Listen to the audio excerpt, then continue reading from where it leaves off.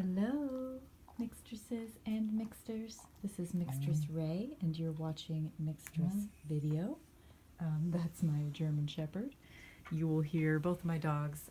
You can see a little bit of my husky Luna in the frame there.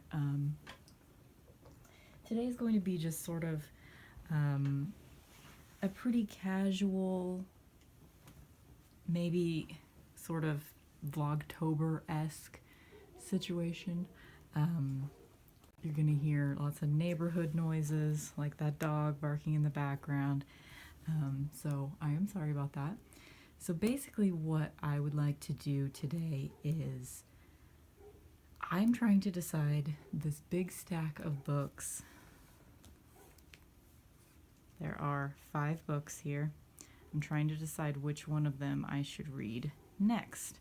So I'm hoping that you guys can help me out by commenting on the video which one you think I should read first, essentially. Yeah, I haven't done a video for you guys in a while, and I've been having sort of a panicky weekend. So there's like this big event that's happening in my neighborhood in a few hours. I'm hoping that it won't start getting super noisy while I'm taping this, because it should still be a couple hours away before it starts getting really noisy. But I am not a person that crowds and crowds that I don't choose to be a part of, especially, really bother me. So I'm probably going to have to leave my house for a few hours today, because it's like some sort of weird neighborhood thing that they're doing where like people are going to be playing music on their porch, and it's just going to be like cacophonous noise, and I'm not into it at all. So basically I just want to pick out a book and go escape and read it somewhere. So you guys can help me with that if you would like to comment below. I'm hoping that there won't be any copyright issues with me doing this, because what I plan to do... Sorry, I'm drinking coffee too.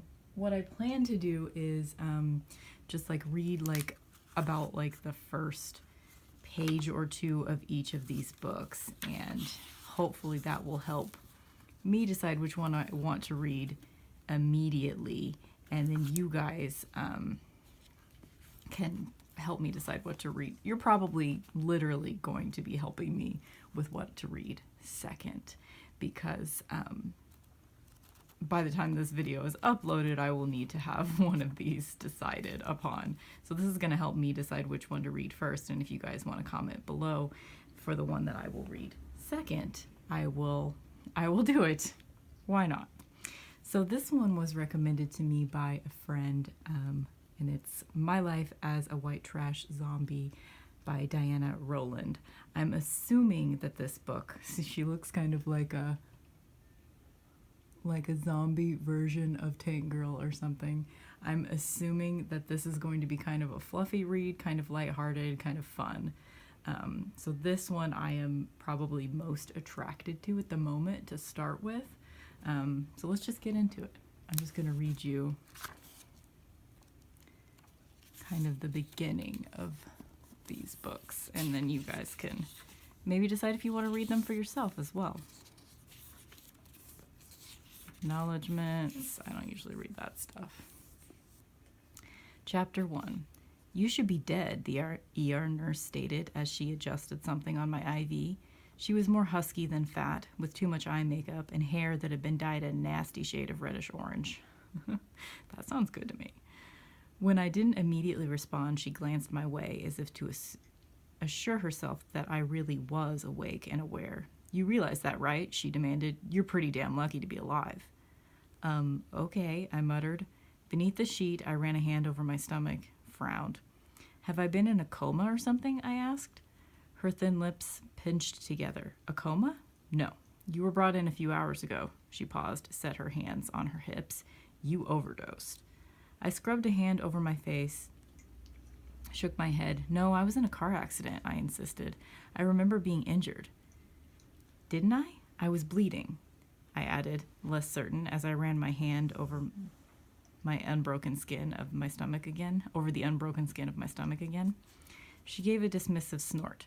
There's not a scratch on you. You must have hallucinated it. Her eyes narrowed with contempt and disapproval. I don't care. I was used to seeing that when people looked at me. Glass and blood and metal, a broken body beside me, teeth and hunger, gobbets of flesh ripped away. Cold sweat broke out on the back of my neck.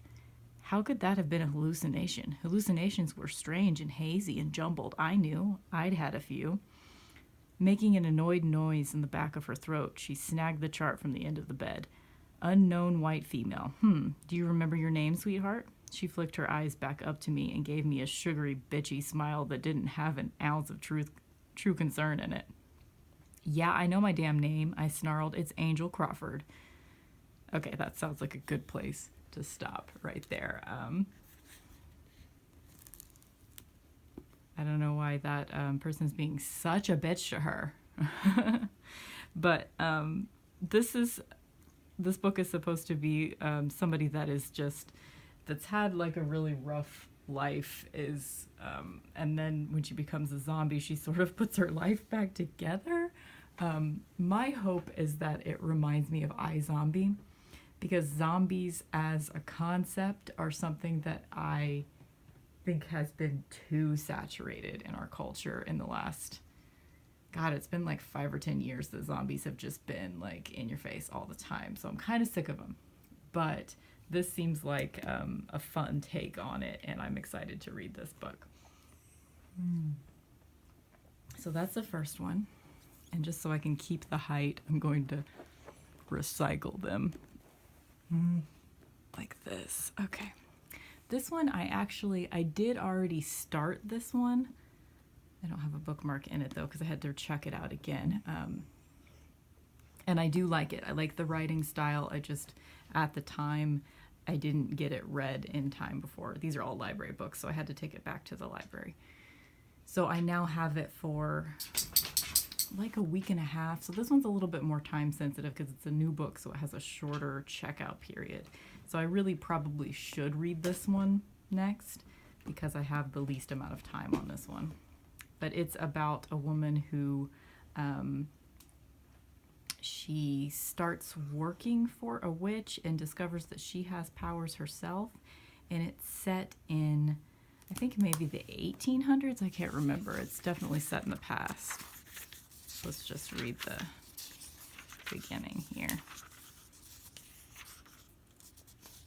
September 4th, 1880, new moon.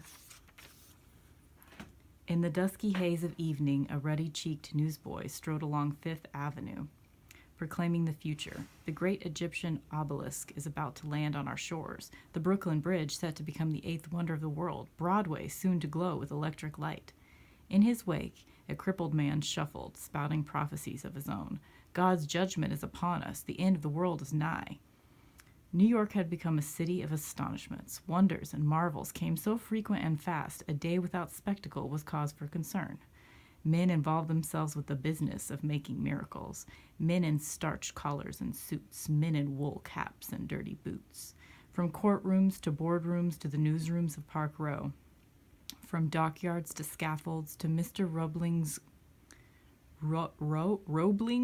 Great Bridge, every man to a one had a head full of schemes to erect a monument to genius, to become a wizard of invention, to discover the unknown.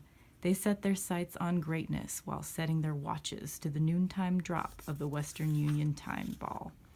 Their dreams no longer came to them via stardust and angels' wings, but by tug, train, and telegraph. Sleep lost all meaning now that time was in man's grasp.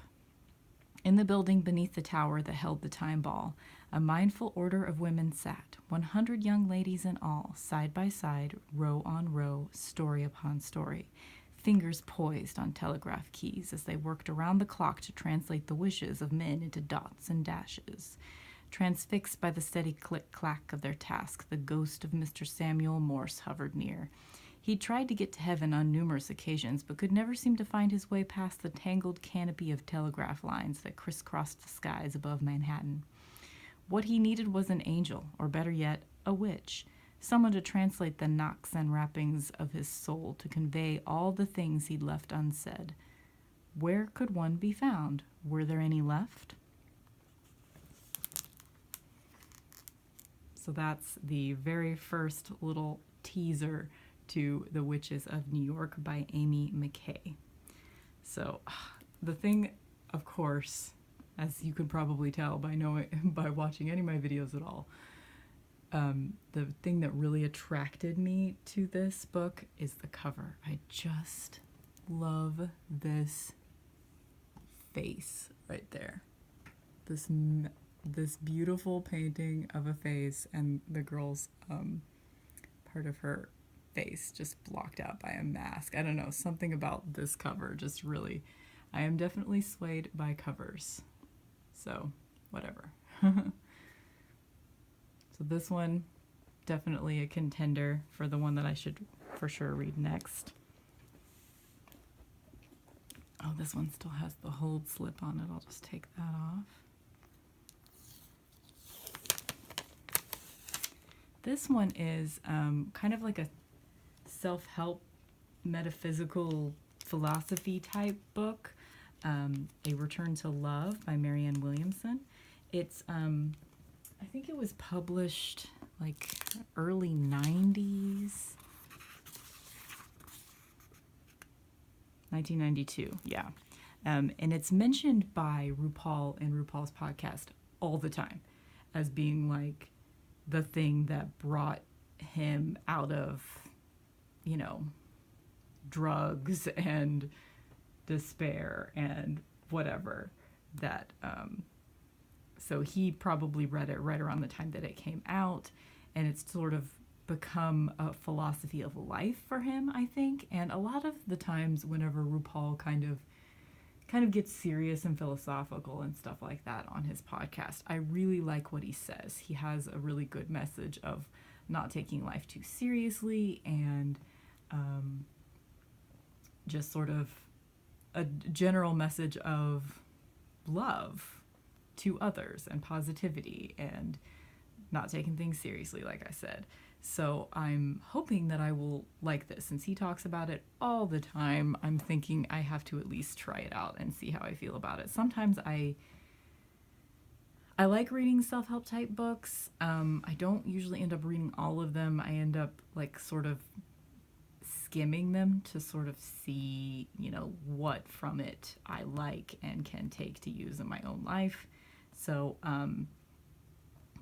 and, you know, sometimes I just find books like this to be way too cheesy. I've heard of A Course in Miracles, so I don't know if, like, that's something that you should probably read first before you read this. I don't think so, though. I'm going to just go ahead and start with this and see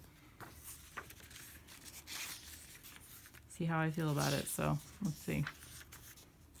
You might not be able to get much from me just reading, like, a little...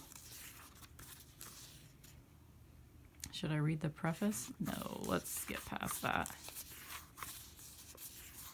Introduction. Okay.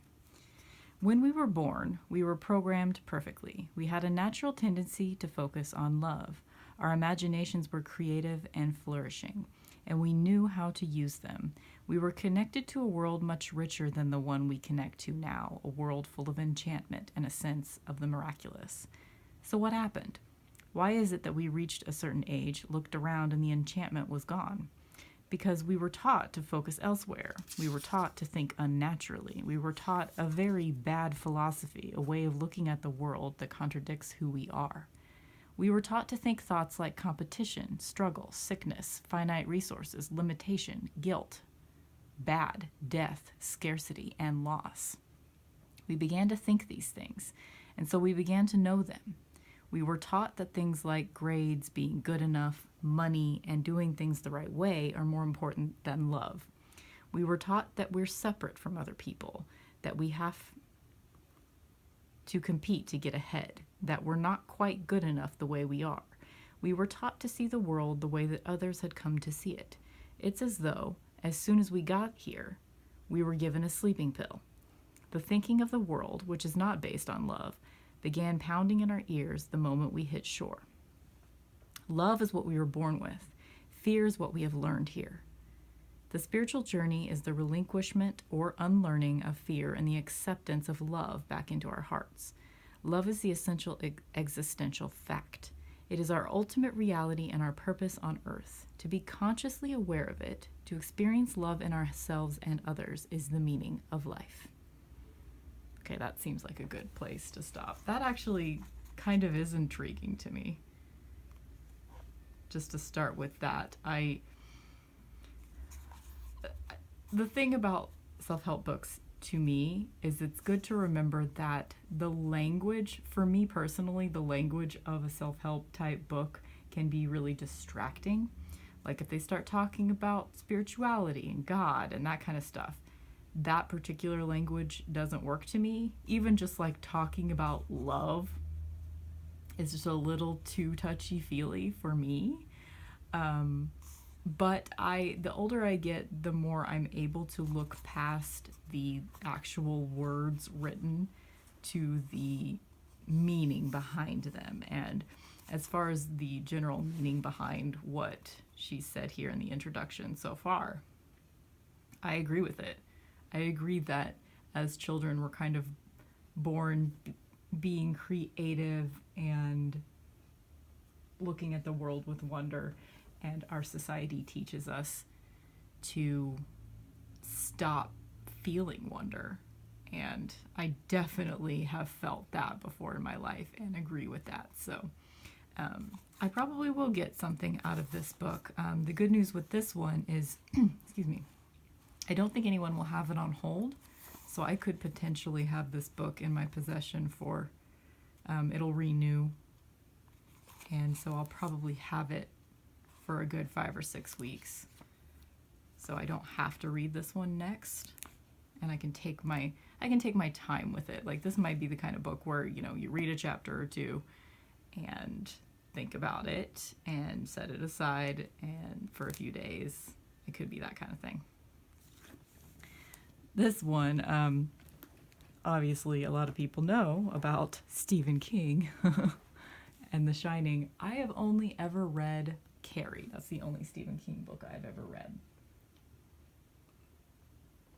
And Carrie is actually, Carrie as a character is actually like, I would say she's a big part of who I am. I really relate to her. And even though I really did like that book a lot, I don't think probably that book is a great representation of Stephen King in general, because that was, I believe Carrie was his first novel, and he's written so many since then. So for a long time I've wanted to, a lot of people that I really respect like Stephen King, so I would love to see what else he has to offer. I personally really, really, really dislike the movie. And it heartens me to know that Stephen King also really disliked the movie. It was not what his ultimate message was. And so my intention with this being my second Stephen King book, to see if I want to read more Stephen King, is essentially I want to get the bad taste of the movie out of my head by reading the actual book. I'm intimidated by it though, because it is so thick, 500 pages long, and it goes right up to the end here. This is an epilogue, so this is the end of the book. It goes all the way up there. So I'm nervous about that, I feel like it's going to take me a long time to get through this one. And this is one of the reasons why I haven't really read much Stephen King in the past, because I just am intimidated by the length.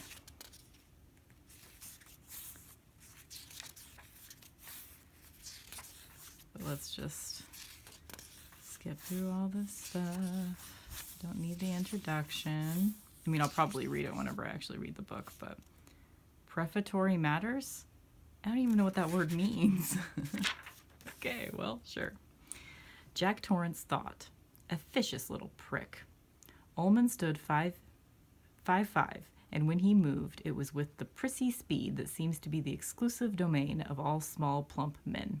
Prissy speed? What the fuck?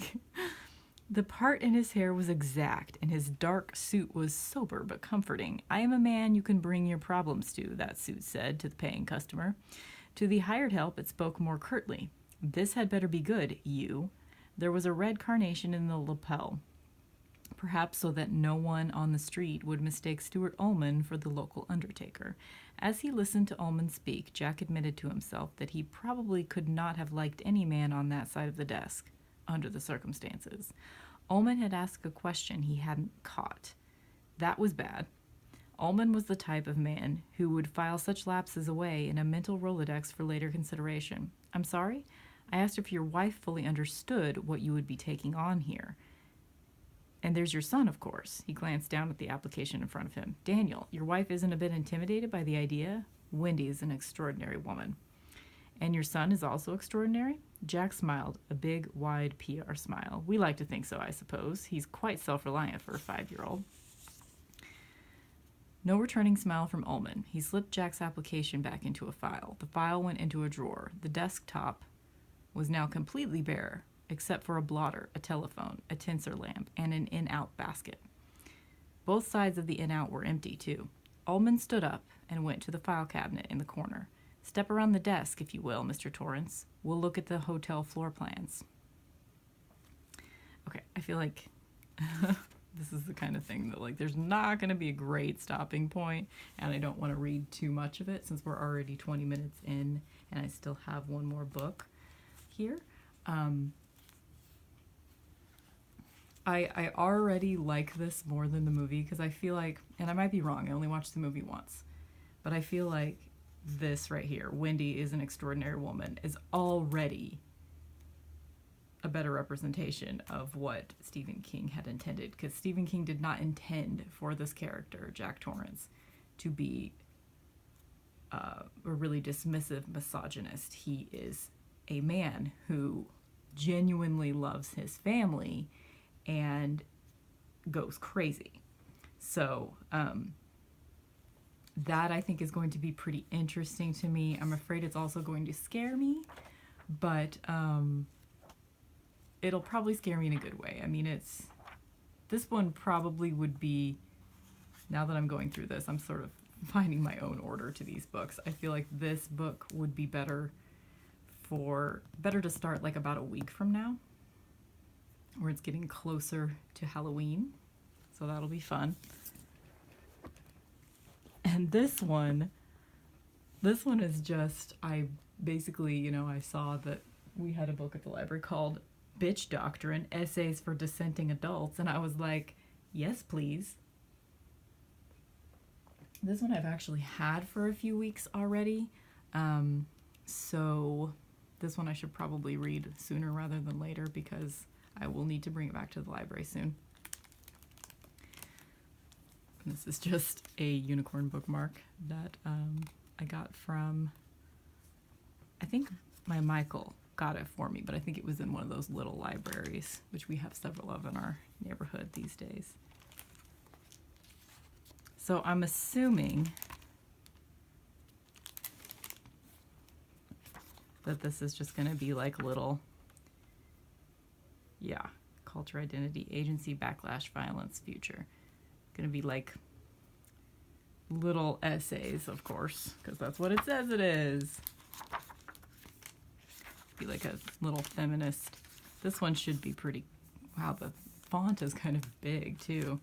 So this one should actually be kind of easy to get through, I would think. Almost 400 pages. This is probably not the kind of book that necessarily starting at the, I mean, you would start at the beginning, but like, okay, let's just get into it. Bitch logic. In case you hadn't noticed, there's a war on. The field of battle is the human imagination. This is a book about the hard stuff, about the painful places where theory crashes into flesh and bone. It's a book about desire and control and contested bodies. It's a book about gender and power and violence and about a world beyond them, which is scarier still. As I write, it feels like the world is falling apart. A craven billionaire real estate mogul and reality television shyster. Shyster? Shyster. Yeah, I don't think I've ever seen that word in print. Has just been elected to the presidency of the United States, swept to power by a wave of racist rage and violent populism. The British government is collapsing under the worst political crisis in living memory. The center-left opposition is eating itself, bigots are getting brave in the streets, and the stock markets are tumbling. Not for the first time in my years as a writer and a political thinker, I find myself wondering why I still care as much as I do about gender, about sexism, about power and identity. Aren't there bigger things to worry about? Why can't we put these girlish things aside until after the revolution, when it comes, if it comes? I'll tell you why. Because if the women don't win, nobody wins. If queer people and marginalized people and freaks and outsiders cannot live free, freedom is not worth the paper it's printed on. So it is no longer an overstatement to suggest that toxic masculinity is killing the world. Feminists, of course, have been banging on about this in our shrill, hysterical way for years. Not going to finish that sentence because I personally am at a place in my life where I will not say his name. And that's just, my own personal choice. I understand the argument that like Voldemort not saying the name does not make it any less powerful, but just for me that works. So that's just where I'm gonna stop it. And so there's also one at the library right now on hold for me that I need to pick up in the next few days, and it is in the same vein of this. It is Hillary Clinton's new book, What Happened. So that's another choice for a book to read. I am on vacation at work, which is why I have so many books. I don't normally read this many books. I normally, on average, read about a book a week. This last year, it's been a lot less. It's been more like a book every 2 or 3 weeks. So normally, this is way too many for like a month period. I mean, these are the books that I'm going to read like in the next month. So, I don't know if I said it yet, but I have a vacation from work for about 2 weeks. So that's why I have so many books. I tend to do that. I tend to like, oh my God, I'm going to be off work. I need to check out 57 books just in case.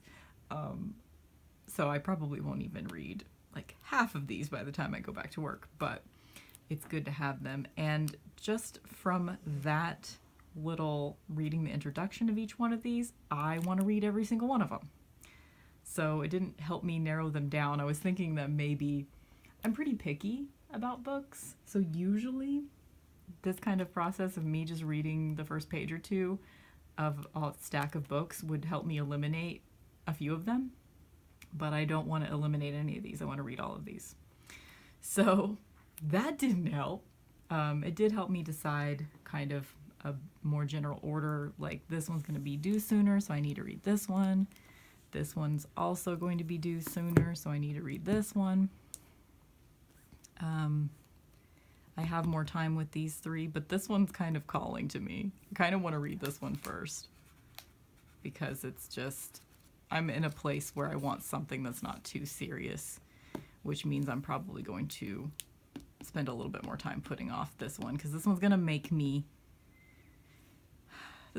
sad. And so is the Hillary Clinton book. That one's also going to make me sad. So maybe just before I get into the ones that are going to, make me think too much about the seriousness of the world around me, I will do this one first. So if you would like to vote on which one I should read after I finish this one, here are your choices. Maybe I can get them all in the frame here. Nope. That's not really working.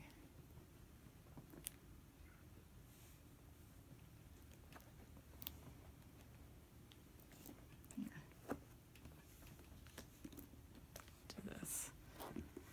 So these are your choices. Also, What Happened by Hillary Clinton is also a choice. for the second book.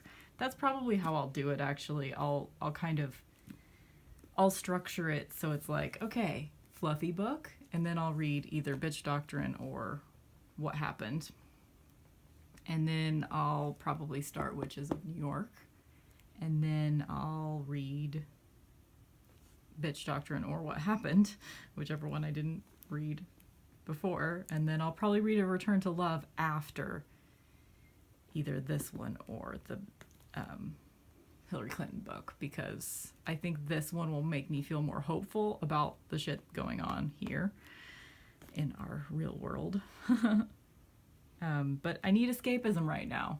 Fluffy escapism. So even though I have, like, this one's not going to be due for several weeks, I'm still probably going to read it first. So anyway, thank you guys for coming on this weird little journey of deciding what I should read next. Feel free to comment if you've read any of these, if you like any of these, if this made you want to read any of these, or what you think I should spend more time making sure I for sure read. So, making sure I for sure. The dogs were pretty good during this. When I first set up the shot, Luna, my husky, was over here, and you could see like most of her body right here, and my German Shepherd Xenon was over here, and it was just perfect. But then I walked away to like put on my little slippers, and when I came back, they weren't in the same spot anymore. So unfortunately, you didn't get to see my German Shepherd, but he's just out of shot right there. You heard him groan a few times. But anyway, I hope you guys have a fantastic weekend, and I am going to be back pretty soon with some corset unboxings. I have gotten into corsetry lately. So far, just the concept. I haven't actually gotten to start wearing them yet because they haven't gotten here yet. So I'm going to do some unboxings and little corset try-ons and stuff for you guys in the near future. And I hope to get a little bit more productive on my YouTube channel. I'm sorry I've kind of abandoned you guys. With my podcast and my radio show, I tend to focus on one thing at a time. And right now I have been focusing more on the podcast than anything else. So if you guys do have any interest, my podcast is 90% about Buffy the Vampire Slayer. I'm watching every episode of Buffy 20 years after its original air date. So that's a project that's going to take me 7 years to complete because of the nature of watching each episode exactly 20 years later. But right now I'm watching season 2, and my next podcast episode will be up not this next Friday, but the one after, on October 27th. So that's the next episode of Buffy. I'll be discussing the season 2 episode Halloween. So I love Halloween, one of my favorite times of year, and so I'm in a good place, actually. Like, I'm looking ahead to a 2-week vacation in which I don't really have money to go anywhere, but I'm going to like hang out at home and read and get a few things done around the house, and maybe take a couple of day trips to close by places. And yeah, it's going to be a good vacation. I'm going to break in my new corsets as soon as they get here, which they're in my town right now, according to FedEx, but their scheduled delivery isn't for a few days. So I sent them a little thing saying, hey, I'll pick it up. So I just need to wait for their notification saying that I can come pick it up. So I might actually get to go get the corsets today.